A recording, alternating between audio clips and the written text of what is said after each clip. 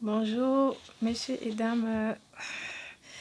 C'est la servante Séraphine. Aujourd'hui, j'aimerais parler des cheveux empruntés. Et je vais déjà dire merci à Dieu, Seigneur. Nous te disons merci, Seigneur. Je bénis ton nom, je magnifie ton nom. Je te dis merci, mon Dieu, mon roi. Merci pour tous les hommes. Merci, Saint-Esprit, d'incliner le cas des autorités spirituelles et militaires, de tous les hommes qui ne te connaissent pas encore vers ta parole. Esprit de Dieu, remplis-moi ta présence. Utilise-moi pour ta gloire au nom de Jésus. Alors, j'aimerais parler des cheveux empruntés. Dans le cadre du grand thème de la repentance, qu'est-ce qu'il faut laisser, qu'est-ce qu'il faut confesser, qu'est-ce qu'il faut abandonner, afin que nous puissions préparer un corps saint et un temple saint au Saint-Esprit de Dieu. Alors, les cheveux empruntés, c'est quoi? C'est ce que les gens appellent généralement les faux cheveux. Moi, je dis cheveux empruntés parce qu'en fait, ils ne vous appartiennent pas. Et les versets de référence que je vais utiliser, c'est 1 Thessaloniciens 5, verset 23 et Apocalypse 21 à partir du verset 7. En fait, nous devons être vrais parce que tout ça, c'est du mensonge, en fait. En fait, nous, enfants de Dieu, nous qui sommes déjà dans le Seigneur, nous devons savoir que Dieu a horreur du mensonge.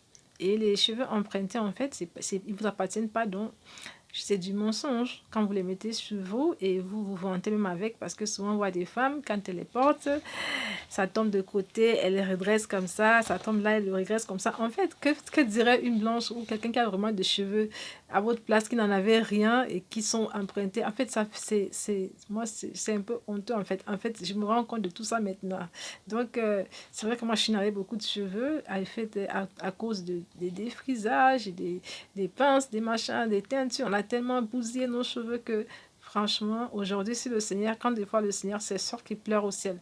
Donc aujourd'hui, j'aimerais vraiment interpeller les sœurs et les frères, restons tels que nous sommes, aimons nos cheveux. En fait, le cheveu crépus a toujours été méprisé depuis les temps.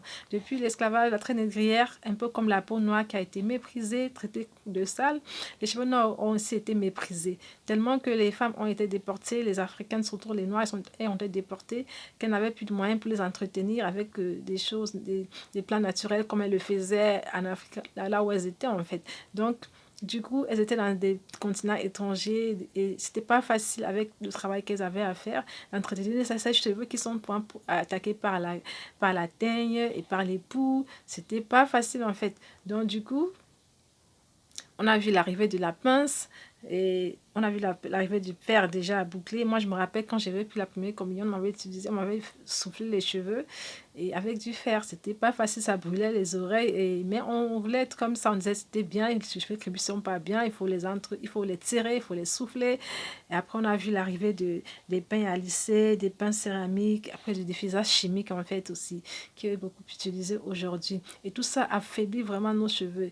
Et les faux cheveux, comme je dis aujourd'hui, qu'ils soient synthétiques ou naturels, en fait, ils ne sont pas à nous. Restons naturels comme Dieu nous a créés. Parce que quand Dieu s'est séparé d'Adam et Ève dans le jardin, je n'ai pas vu le Seigneur Dieu donnait à Ève des cheveux, des perruques, disant, bon, comme il fera froid, tu utilises souvent ces perruques-là. Donc, j'ai pas vu ça. C'est pour ça que moi, quand le Seigneur m'a vraiment touché, m'a parlé de ça, j'ai arrêté. Je sais que c'est pas facile dans notre environnement aujourd'hui, parce que des fois, même quand on laisse, au fur et à mesure qu'on se recolle avec des personnes qui les portent, ou dans les églises où les femmes les portent, on est toujours obligé de tenter, de rechuter. Des fois, on rechute, mais en fait, il faut vraiment prendre la décision. Je sais que c'est pas facile, ça prend du temps, parce que les cheveux, vraiment, les faux cheveux, pour voir vraiment qu'une femme aime Dieu, il faut vraiment le mesurer au niveau des faux cheveux. Quand elle décide de se dépouiller, d'enlever, c'est pas juste des faux cheveux, tout ce que le Seigneur, en fait, nous reproche, en fait. C'est un peu se débarrasser de toutes ces choses-là, vraiment, vous allez savoir que vous aimez Dieu ou pas.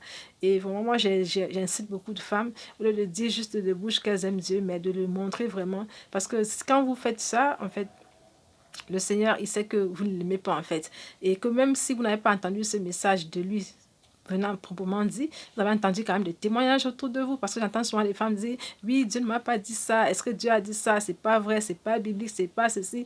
Mais si Dieu dit qu'il parle d'une manière, d'une autre, il peut passer par une soeur, un frère, un serviteur pour vous parler. Donc ça, Dieu ne va pas forcément, je sais, doit venir apparaître à toutes les personnes pour leur dire, voilà ce que je pense des faux cheveux. Donc nous devons aussi, nous servons de relais, nous tous compétents les uns les autres. Donc on n'a pas forcément obligé d'entendre soi-même, le Seigneur est venu nous parler, mais on entend les témoins des autres, c'est Dieu qui attire notre attention là-dessus, car le salut est très important et ces choses-là sont des choses qui bloquent déjà nos bénédictions ici sur la terre, parce que tout le temps, déjà, se retrouve en train de nous accuser devant Dieu, mais en plus aussi qui peuvent bloquer notre entrée dans l'éternité. Alors, j'attire vraiment l'attention des unes et des autres. Franchement, revenons à nous-mêmes, aimons-nous tel que nous sommes, pour que nous puissions porter le message de l'évangile puissamment dans le monde. Merci. À la prochaine vidéo.